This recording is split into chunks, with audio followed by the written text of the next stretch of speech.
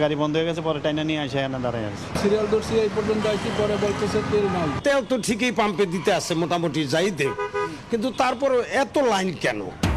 কাটছে না জ্বালানি সংকট, চাহিদা মতো তেল না পাওয়ার অভিযোগ, পাম্পে ট্যাগ অফিসার নিয়োগ, ডিপোর নিরাপত্তায় বিজেপি আতঙ্কে বাড়তি না নেয়ার আহ্বান।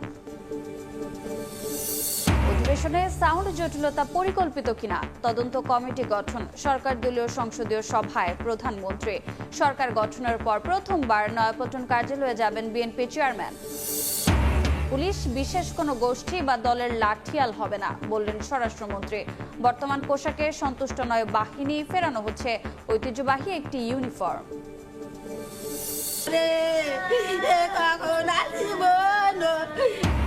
সন্তানের বিয়ের আনন্দ রূপ নিল বিষাদে, বাসের তেল শেষ হওয়ায় রেল লাইনে অপেক্ষা।